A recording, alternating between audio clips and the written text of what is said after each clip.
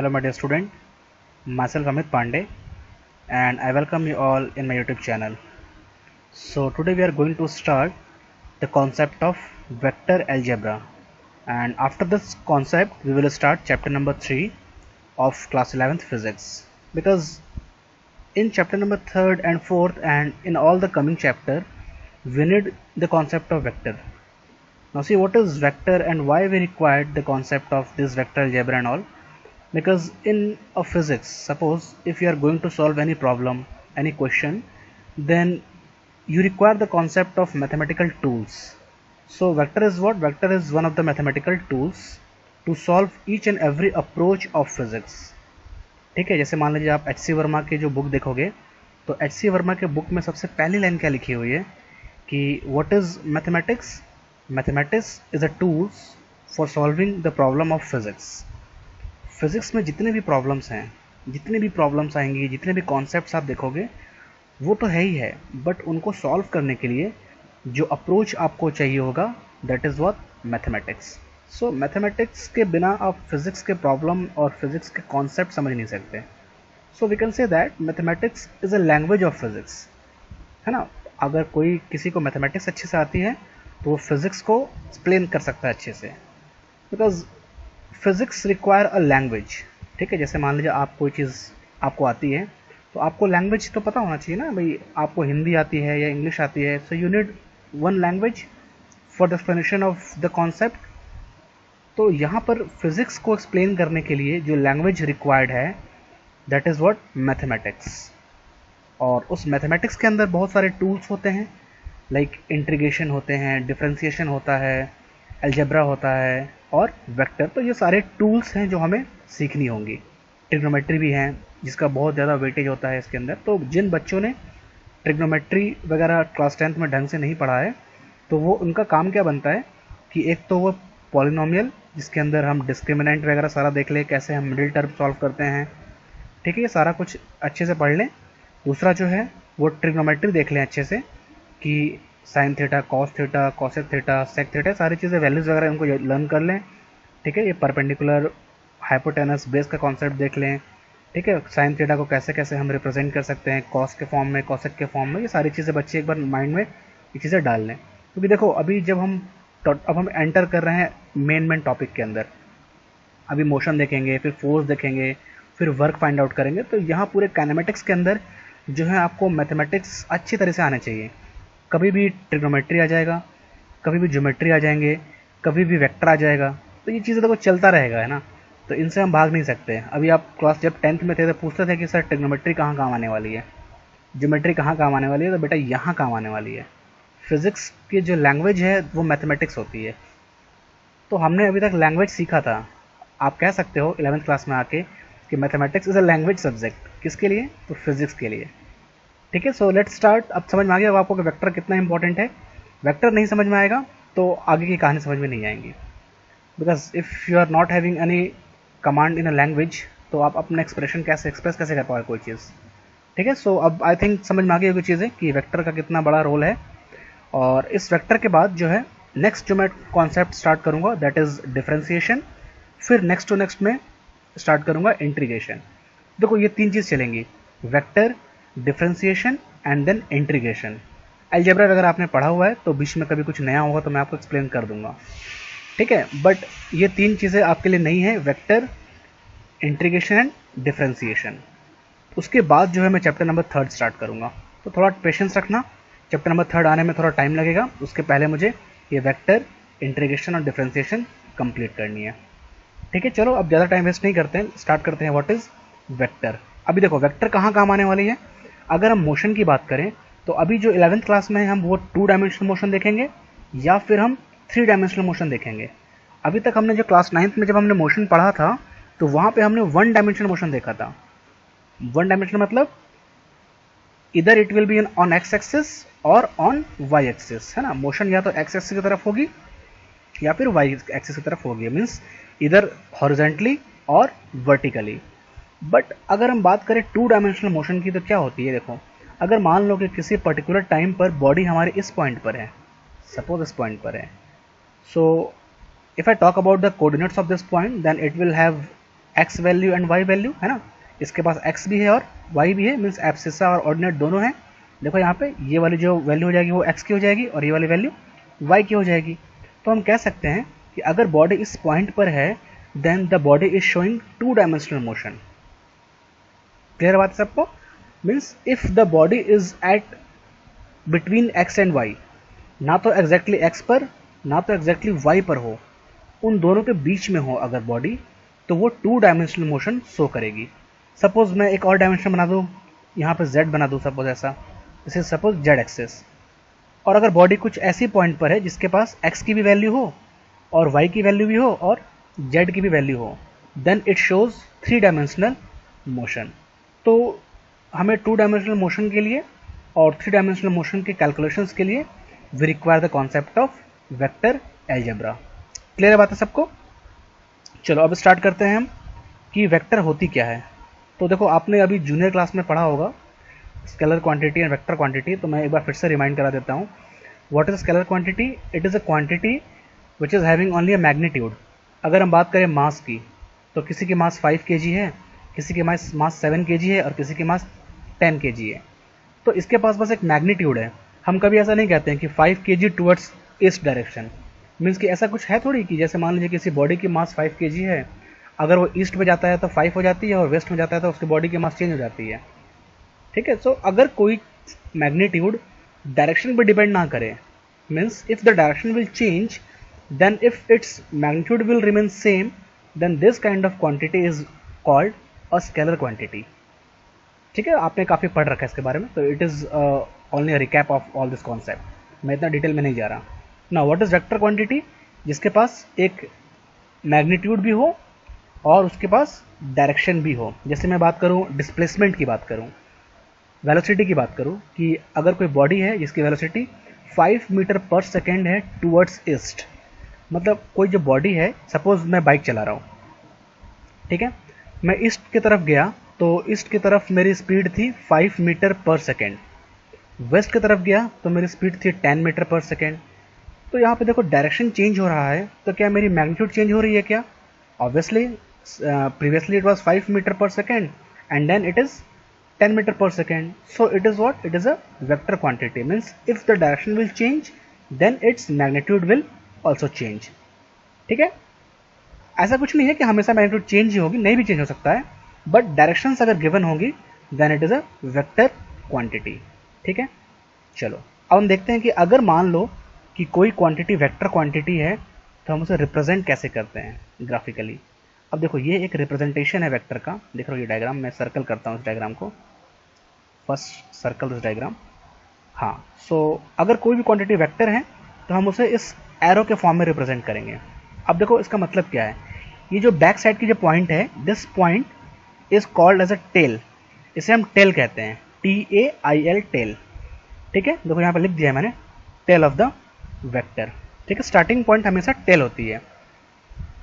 ये जो आपको एरो दिख रहा है ये वाली, this is what, this is head, इसे हम हेड कहते हैं। ठीक है, देखो यहाँ पर लिख रखा है, ये सारी चीज़ें मैंने लिख दिया यहाँ पे, तो आप इसको रीड करोगे तो चीज़ें आपको मिल जाएंगी। देखो हेड और टिप्स भी कहते हैं सम, तो मैक्सिमम हम इसको हेड ही प्रोनाउंस करते हैं। सो टेल और हेड याद रखिए।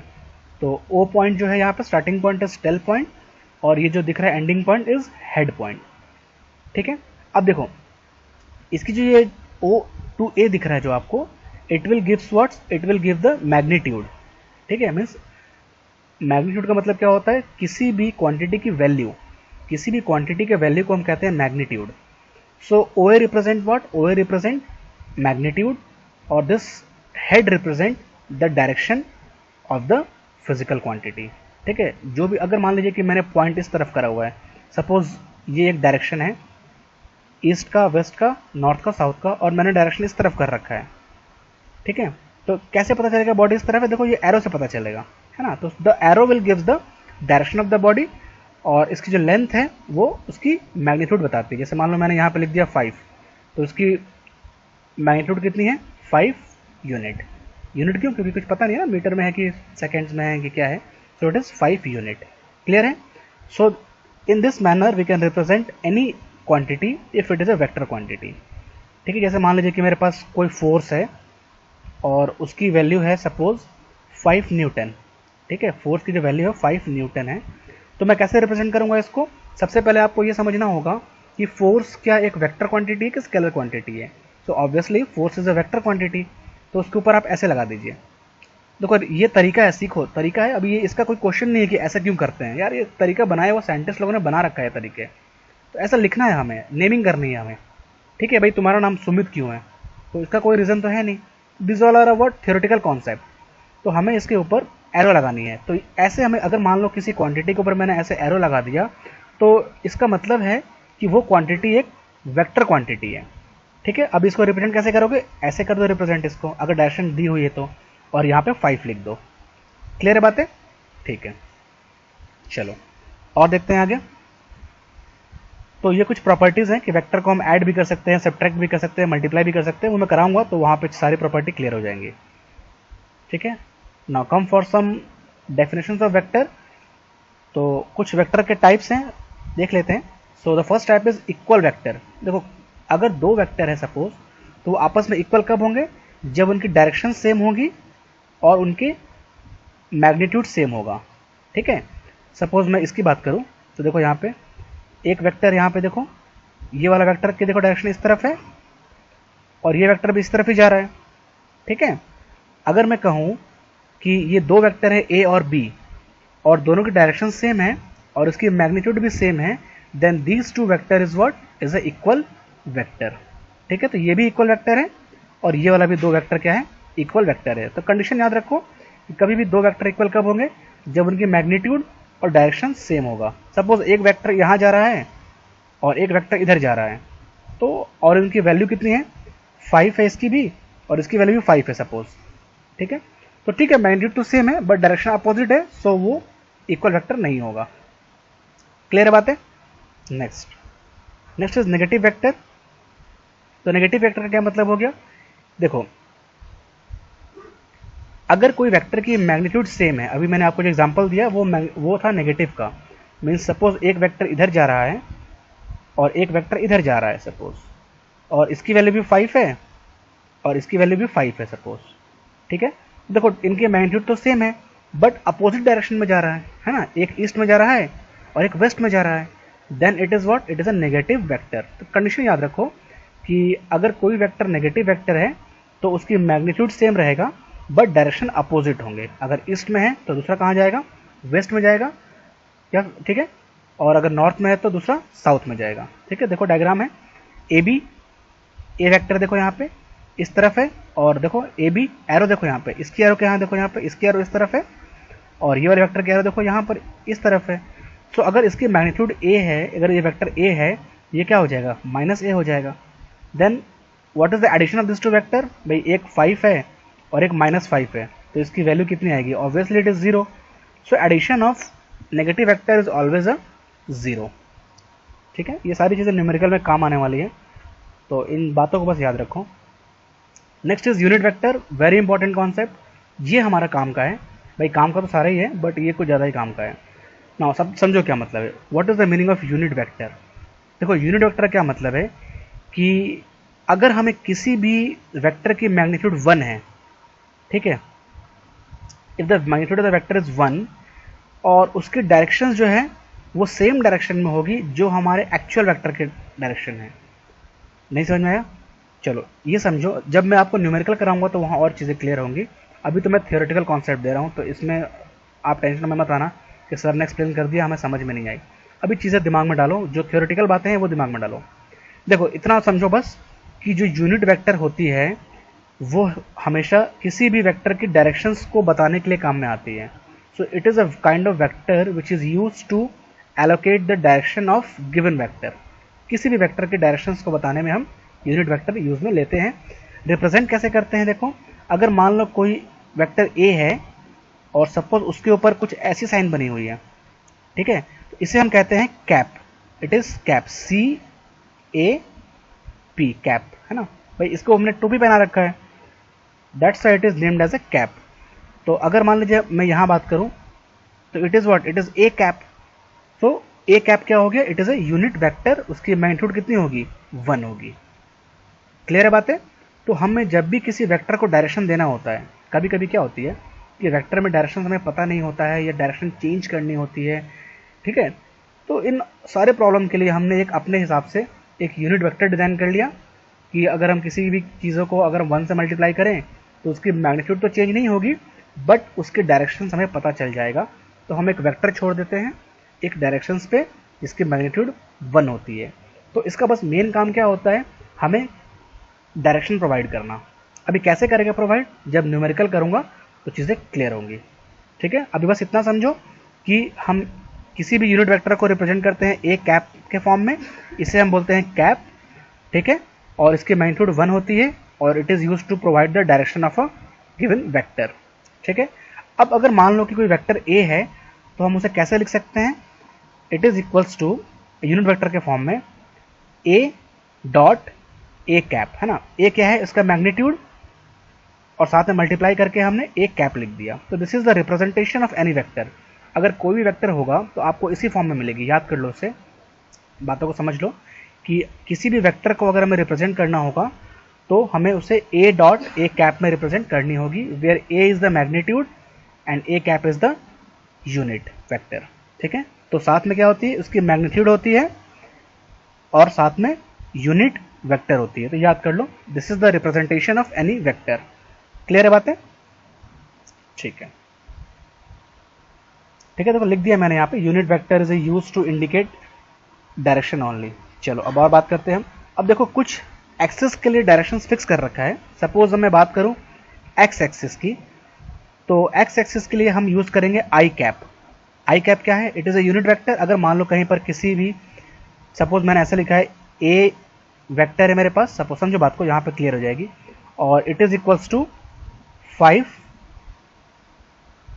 आई कैप। अगर मैंने कुछ ऐसा लिखा है, तो अभी मैंने आपको बताया था कि वेक्टर को कैसे रिप्रेजेंट करते हैं, किसी भी वेक्टर के साथ एक तो मैग्नीट्यूड होगा और दूसरा यूनिट वेक्टर होगा। तो देखो दोनों चीजें हैं इसके अंदर, तो ये रिप्रेजेंटेशन तो सही है। अब समझो इसका मतलब क्या है।